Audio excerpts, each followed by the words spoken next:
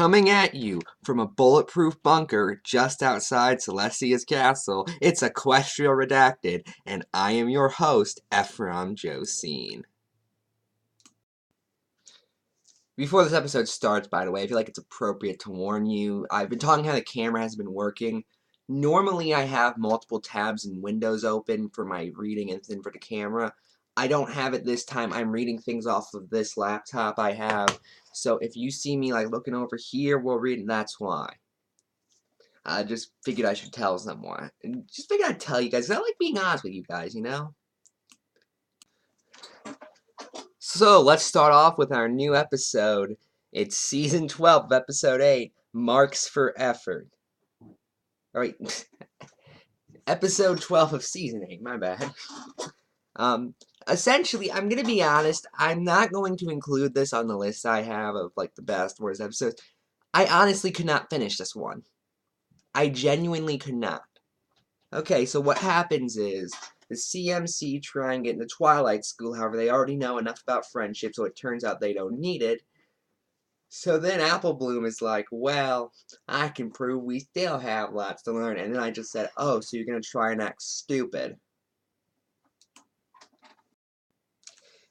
I don't know. It's a personal thing, but I just find this episode to be annoying. And I understand that that's purely my own bias, and that's why I'm not putting it on the best, worst episodes list I've been doing so far, where I rank every episode. As well as when I do the 5 worst and best at the end of the season, I'm not going to put this one on either list because it just bothers me specifically. I understand that. But I honestly hate storylines where people pretend to be stupid, and then they befriend someone, I assume, and help her with her friendship schoolwork. But it's just... And by that point, I was already too annoyed to really continue. Again, I understand that's my thing only, but still. I figured we should start today's news segment with a little bit of some good old-fashioned Aguilar bashing. Recently, Vita posted this screenshot of an actual tweet on his Twitter. Vita, if I invent the language, it's not their language, is it, pedo man? That's a reference to the fact that Aguilar has shown to be on the verge of a pedophile. I wouldn't call him a downright one, but he is disturbingly close. Oh, who am I kidding? He is. Anyway, Anthony responds with, says the man who yes to squeal, S-Q-E-E-L, by the way, about hebophilia, H-E-B-O space, F-E-L-I-A, by the way, and rape. He simply asked some people to translate. Here are the responses. So, Minty Group says the man who says yes to squeal about heroes, Finn and Rose. Vita, why do you hate 2 of the greatest characters Cartoon Network ever created? Some more. Mintheart says the man who used to read about pedophilia and rape. Oh my god, how dare he? Hey, here's a question. Why would a guy be so offended if you were against pedophilia or rape? You know, and without any alternative motivation of their own, maybe? But no, that's just a conspiracy theory. Just like it was when I predicted Toon was a predator a year before it turned out to be true. Oh wait, that was me being correct. Whoops. But I guess it was also a conspiracy theory when I predicted that a whole bunch of other people in the brony community would turn out to be pedophiles. No, wait, that was me again being correct. I'm actually correct quite a bit now that I think about it. But, no one listens to me anyway. SDX Darkus, who I don't think I've ever promoted on this, and if not, follow him, he's pretty funny. His translation is, ah, you meanie, you never be on my ring 'cause you don't squeal on pedos and people attracted to 13 through 16. Respect me! I don't know how accurate that is in all fairness.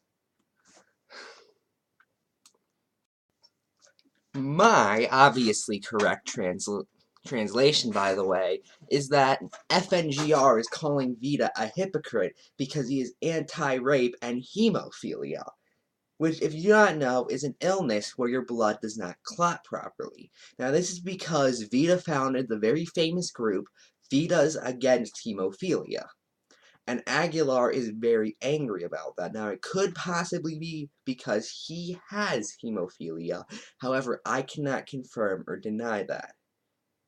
With that said, I would like everyone who is equally against hemophilia to maybe help.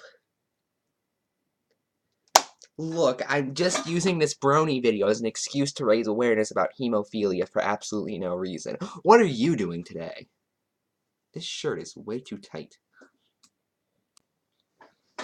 Okay, now we've had some fun. Time to talk about pedophiles. One of my personal... Look, I just want to say, just before we continue, I don't like talking about pedophiles, believe it or not. But when you're dealing in the brony community, you gotta talk about them a little bit more than you'd like to admit. So recently, Lily Pete called out 2 brony YouTubers. Now, these type of YouTubers read fan fictions, specifically ones that were, well, child pornography. And those 2 were Milaniverse and Sky Pegasus Readings, and encouraged her fans to report them for 1. Breaking YouTube's terms of service for reading pornographic material, and 2. Reading child pornographic material. I'm sorry, foul-con, which is apparently different. Now, if you don't know the difference between normal child pornography and foul-con, it's essentially the difference between cold sores and herpes. One is just really a nice way of saying the other. Or the difference between HIV and full-blown AIDS. There technically is a difference, but if you're going to go, actually, and then remind everyone a difference, you probably have it. A lot of these people seem to even lampshade it. For instance, in one of I'll link the full video, including files, to all this in the description below. But in one of Sky Pegasus's readings, he even puts in the description, Celestia is a pony that goes through the ages very slowly, which leads to Falcon without the guilt. And even put legal Falcon in the title, which I think he's implying that's a thing that both exists and should exist, in which case he's kind of the problem, you know. The fandom, by the way, managed to take down some of Sky Pegasus's readings videos, you know, for their clear violations of YouTube terms of service and of United States law. And he had this to say on Twitter. YouTube just removed 3 of my readings. Looks like my channel got too big to stay out of the spotlight of the anti-freedom control of expression. Don't tread on him. That's really your response. Just don't tread on me. You're a complete idiot. Moanaverse is a little worse, by the way, because he doesn't even age restrict his videos. At least in most cases he doesn't, and from my understanding when he does, it's not like he requested it. YouTube actually demands it. And mind you, he doesn't have a Twitter, so I don't know how many of his videos got flagged. Hopefully next week, if his channel is still up, which let's just hope it isn't, I can cover the reaction to that. That's gonna be a fun one. The thing I'm most curious about is what's going on in the reader community. I mean, I haven't kept my eye on them, but these are 2 of the guys there. You know what? I mean, given what was proven in the analysis brand of the community, I wonder what's gonna happen next. We're gonna find that out soon, don't worry.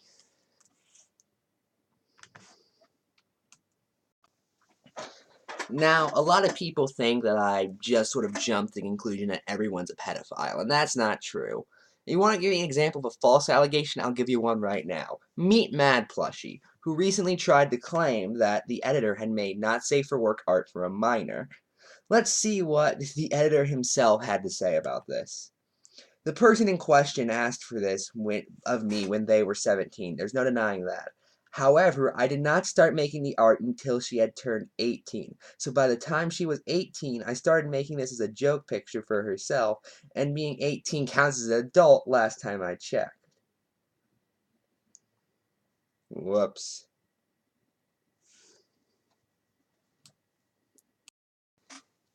And in case you're wondering, the art in question was of the back end of a horse. It wasn't sexualized or anything. It was literally just the back of a horse, which is, on a side note, shown in the show quite a bit. Not that I count that or anything.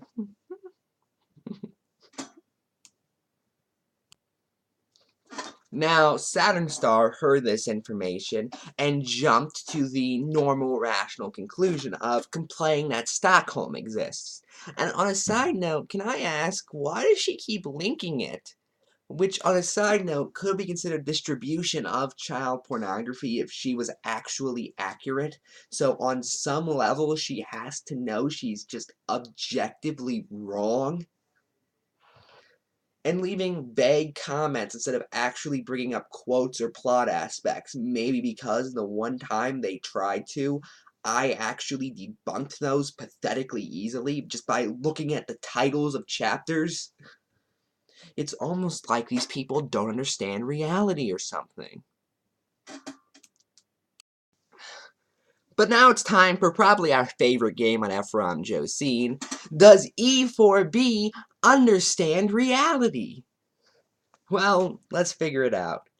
Recently, Lily reminded the entire fandom that she had not abused Josh. And E4B decided to post Lily Pete saying she did. Saying, quote, I have been increasingly passive-aggressive towards Josh, dismissing his opinions and being increasingly short-tempered with him as time goes on, treating discussions with him that have any degree of seriousness with the same disregard and callousness as I would a random YouTube comment, and Josh was far more patient with me than I had ever been with him. Now, I remember when that was posted. That was about a day after Josh stopped being friends with Lily. Now let's actually look at the post they had above that, in which they try and accuse Lily Pete of hypocrisy. When this all first started, I went back through the pages of Skype logs trying to see if I had actually been abusive multiple times, even ignoring Ethan and Lizzie insisting that I wasn't abusive. For about 3 weeks, Josh had successfully gaslit me. Let's do some math now. Okay, so one day, less than a day, that is a shorter time span than 3 weeks. Would we all agree on that? Apparently, if you're an editor for the E4B, or I guess a writer for E4B, you do not agree with that. Or at the very least, you do not understand how time works.